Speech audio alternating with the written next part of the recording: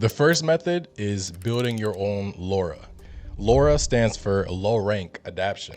You've got an AI model that's incredibly good at generating images, photorealistic people, environments, lighting, all that, but it has no idea who you are. It's never seen your face.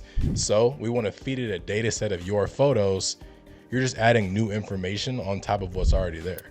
The first step is getting your data set together, and no, your one good selfie was not gonna cut it. We're gonna need at least 20 and ideally close to 40 or 50 high quality photos of whatever character you want to generate. Different angles, different lighting, different backgrounds. The more visual variety you give the model, the better it gets at recognizing that face no matter what situation you drop it into. But you can definitely use AI photos to train a model on your character. Just make sure the images aren't low resolution. That's the biggest thing. Once you have all your selfies, all your images together, you want to put them all in one folder and then download it as a zip file. Not just a regular folder, it has to be a zip file. You can see I'm using both AI generated images and regular pics. If your photos came off an iPhone, there's a good chance they're probably HEIC files. Just Google HEIC to JPEG, drag your files in, convert them. The second step is when we really start cooking, go over to Replicate and then open the Flux Dev Lora trainer. The link is probably below somewhere. You're gonna go on here, create an account, and then keep following along. Back on the Flux Dev Lora trainer, all we're gonna do is just hit the drop down on destination, click create a new model, give it a name. It can be a nickname, a made up word, whatever. It really doesn't matter. This is really just going to be for your own personal records, if we're being honest.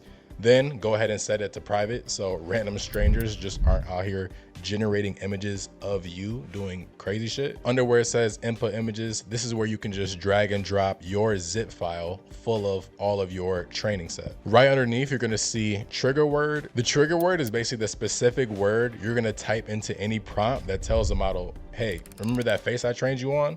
Use that one. Just make sure you pick something unique, not man, person, etc. Something that the model already has strong opinions about.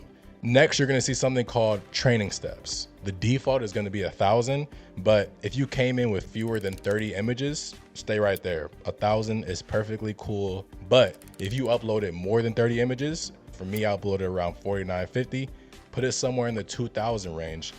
If you just cap it at 1,000 with a 40 image data set, it's basically sending someone a textbook and then giving them 5 minutes to study it. Now we need to go to Hugging Face, the GitHub of AI models. It's where your trained model is going to live after Replicate finishes cooking it up. Create a free account and then make a new model repository with the same name you used on Replicate. Once it's created, you want to go back out, click the little 2 squares to copy your repo ID. It's going to just look like your name / your model name.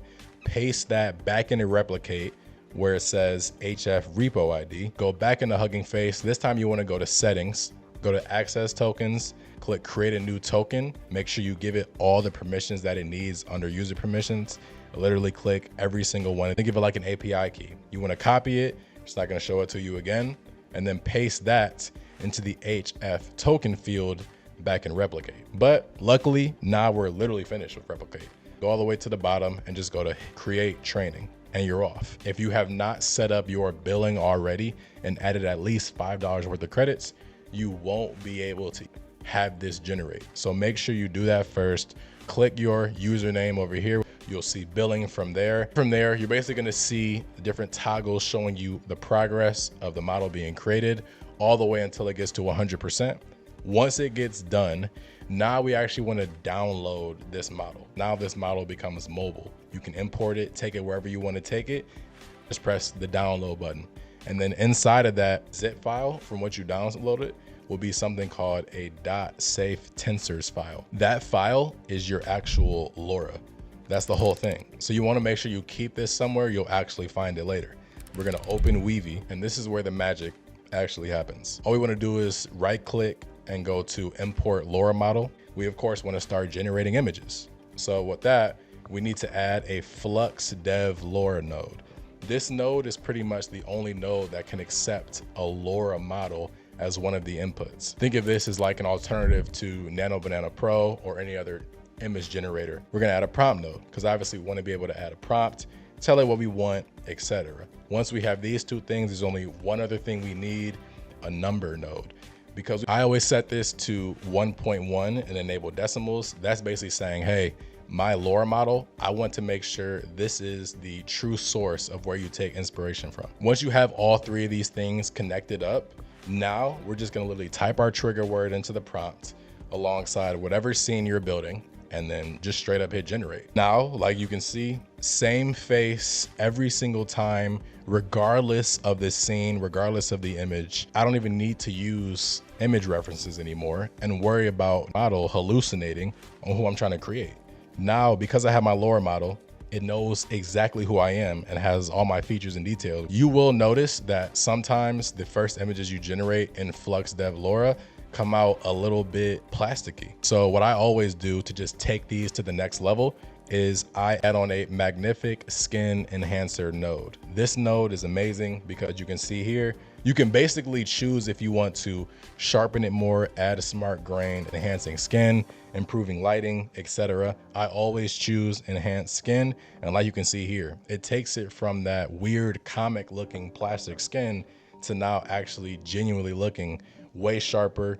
Now we have the natural texture, the pores, the subtle imperfections that actually make skin look real. And now that we're in Weavy, we can connect VO 3.1 to connect videos, and we can just fully add these on to huge workflows to allow us to really create images at scale with our one consistent character. If you want to see more Weavy tutorials, different Weavy templates that I've made, hop into school.